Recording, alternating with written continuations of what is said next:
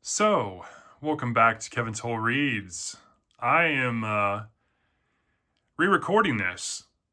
I recently posted today because I actually had these videos already done and out there, and I posted a book haul video, and people didn't like the music in the background, and I had music and some visuals in my part one and part two of my bookshelf shelves tour of my home library, and people didn't like it, so I'm re-recording.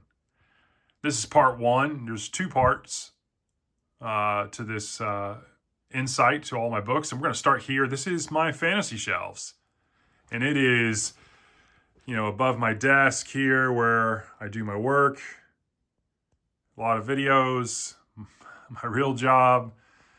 But up here is all my fantasy books. There is some spillover into an area down here we'll get to, but let's start at the top.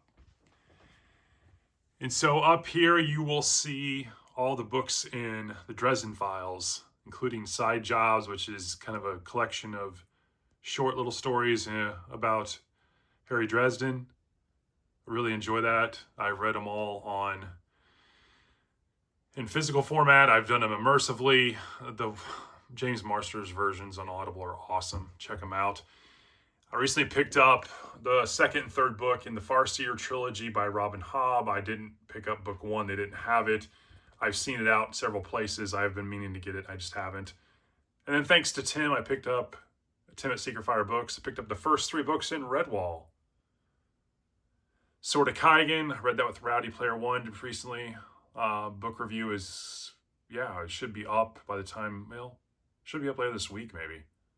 Yeah, I think timing-wise, it should probably be after this video. Night Angel trilogy by Brent Weeks, Guillermo del Toro, Chuck Hogan trilogy, David Gemmell, Legend. A lot of people are talking about that. That's really good. Standalone fantasy. Liza Locke-Lamore, book one. Drizzt Do'Urden, R.A. Salvatore.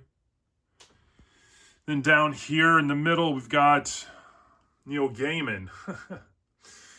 Don't know if I'll get to any of these, sorry, making noise down here. I don't know if I'll get to these anytime soon. I've read several of these, but yeah, he's getting a lot of heat. If you haven't checked out my Saturday shorts, I read and reviewed all 5 of the short stories in Sand and Steel by T.H. Brandt, who is otherwise known as Tim from Secret Fire Books. Really good stuff there. Barnes & Noble pick I got months ago. I haven't picked it up, but I'm interested. Carly bought me this one. It's actually book 4 in the series. I haven't picked up the others yet. I want to read this. Once a Future King. Dark Materials trilogy. I need to reread it again. Brandon Sanderson. I read Elantris. Don't know if I will get to Sanderson anytime soon. Mistborn is on my goals for this year. I probably will end up reading it. It's supposed to be really good. And yeah, we shall see. I did pick up, just because it was so cheap, Gardens of the Moon by Stephen Erickson. Book 1 in the Malazan. Book of the Fallen. Huge fantasy series. I may get to that someday. I probably will. I'm a sucker for these huge ones, and we'll talk about that in a second when we talk about fantasy series. The Fiona of Our Tapestry by Guy Gavriel K, or GGK as he's known. Definitely want to read that soon. Tagana. I started at one point, walked away from it, not because it was bad. I got busy with something else. Obviously, you got to have Lord of the Rings if you're a fantasy lover. Silmarillion, Hobbit. I recently had some cheaper editions of Fellowship, Two Towers, and Return of the King, and I gave them to the free local library here in town. I noticed on one of my walks, there's a free library uptown by the City Hall building, and they were completely out. So I'm like, hey, I've got this nice omnibus collection. I don't need these cheap Amazon edition ones. I can give those to that free library. Someone gets some use out of them, especially if there's kids checking it out, and there's kids' books in there. So Janie Warts, she has, I think it's like, I don't want to say Mistwraiths or Curse of the Mistwraith series, or I forget. Let me know if you know if you know the name of this series, but it's a huge, epic, dense series, like 10 books or more. And I think the 10th one just came out. I want to get to her. I like Tagana. I read Ride Hell's Chasm by her, and I got about halfway into it. I was enjoying it, and I just got sidetracked, and I didn't go back to it. Now so much time has passed, I'll have to reread it. A Song of Ice and Fire. You know, we may get book 6 sometime. Who knows? Then down here, like I was talking about Malazan, we have The Wheel of Time. You know, I picked these up. Got them at a really good deal at a used bookstore. I've always wanted to get them. I believe at one point I've attempted the series twice, and I've gotten to book 7 or 8 on the last go around. But I again just got really fed up with some of the writing, especially around the female characters. You know, they're getting all upset about boys and pulling on their braids. It just got so, like, Robert Jordan just wouldn't let things go. Just chapters and chapters where nothing happened. And it just became a slog. But it's one of those series, like, I'm eventually just going to have to power through it and get through it, because I've heard great things about the ending and how it kind of comes together. So I don't, call it FOMO. I don't want to miss out, but I will attempt that at some point. Raymond Feist.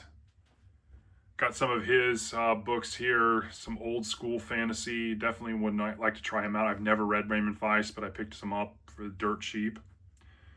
And then we have Ken Liu, The Paper Menagerie, and the Dandelion Dynasty, which I finished beginning of this year. Really proud of that.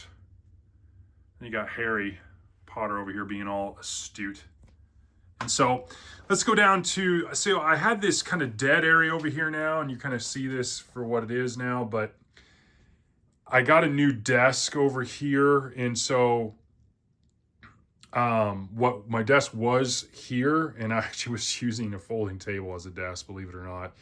And I saw this desk, I think Tessa's first grade teacher was selling this over Marketplace. I'm like, hey, I want that. And she's here local. So I went and just picked it up, gave her the cash, and brought it home and put it together. I got rid of the folding table. But so then I was able to fit it into this wall, which is what I wanted to do. And so that way you could see the shelving behind me in the videos, but I had this dead space here. So I'm like, hey, I will pick up a couple cheap, smaller shelves. And I had this pine shelf here, this kind of tall, narrow one. It's kind of wobbly, and I'm like, I'll just flip it. And so that way I'm not covering the register, and I'll just create a little area here, and I still not blocking the window completely, so I'll get natural light in here some. And yeah, those are Saturday Shorts books over here. I'm trying to cover those so you don't see those and spoil that. But anyway, so I have some spillover of fantasy. So we'll start there. Harry Potter, there's my Harry Potter collection. And then down here, let me get in my chair here. Down here, we have Joe Abercrombie and Robert E. Howard. Sorry, this one's not in the right. Yeah. And so, sorry for the shaky camera. So this is all the Joe Abercrombie books. First Law, Age of Madness, the standalones. I've read all these. Joe Abercrombie is unbelievable. And then the Shattered Sea trilogy. Excuse me, I read that twice. Really good. It's supposed to be YA. It doesn't read like YA. And then Robert E. Howard. I'm working on the second or third omnibus collection. I think I'm working on the third. And then I'm going to move into the Tales of Solomon Kane here, which I'll show you. These Del Rey omnibus collections are just incredible, and they're well worth the $16-15 you pay on Amazon for them. Because if you go out and try to find these books individually at used stores, you're going to pay, to get all those stories, you're going to pay way more. Way more. And the used stores are getting very... Yeah, we'll talk about that in a minute. But yeah. And so the rest of this, I kind of migrated some of my off the shelves to my right. And so we'll start at the top here. That's the Count of Monte Cristo. Really, really, really enjoying it so far. I have watched the movie, and so far it's kind of following that, but there has been some little subtle differences. Up here, we got some independent authors I'm going to be getting into: Eric Wagg, Nicole, Thomas McNulty. I've got Josh Dean over here because I'm reading it. My uncle's retired Navy hat. This is my TBR. Again, that's my Saturday Shorts pile down there. I'm not going to show you that if I can. But then over here, it's like thrillers. I've got Joe Ide, Carl Hyacins. I got all these books for $1 at my local library. So there's $1.75 right there in hardbacks. That's how much that cost me.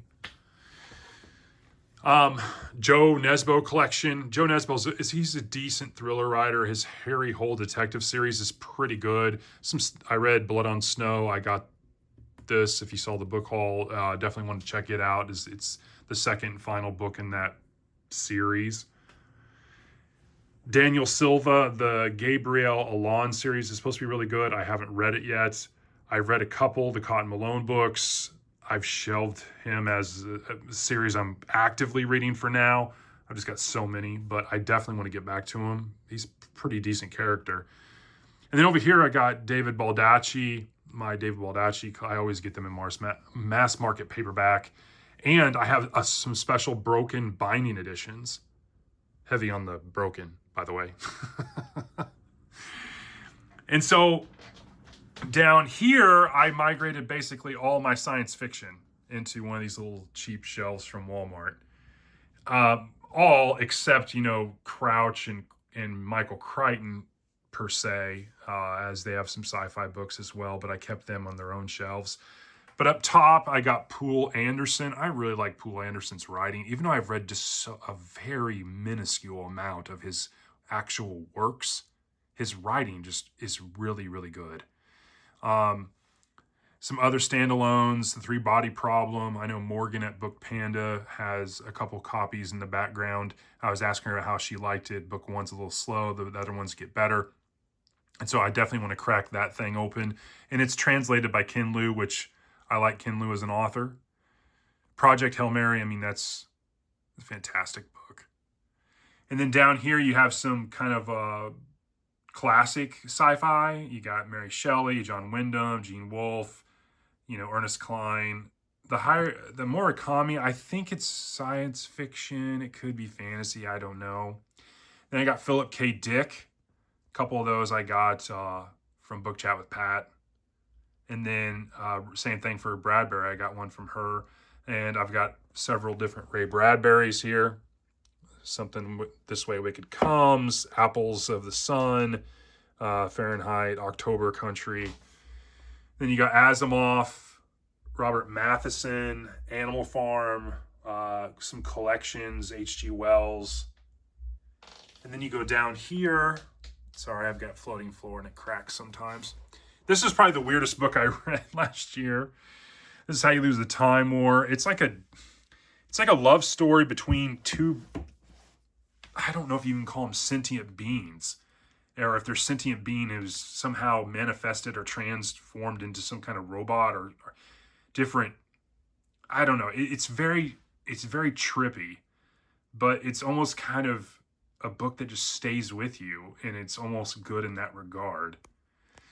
But then you got some other classics: Ringworld, Childhood's End, Hyperion, Starship Troopers. I got 2 collections, one of Marion Zimmer Bradley, Margaret St. Clair, which I've heard good things about Margaret. I need to read one of those for Saturday Shorts. Old Man's War, John Scalzi. That might be part of a book club. Hyperion is Project Hyperion, I called it Project Hyperion, but we've got a book club coming, so more to come on that. Douglas Adams, Canonical for Leibowitz. I got Star Wars, the original trilogy, some standalones. And I got some Star Trek, believe it or not.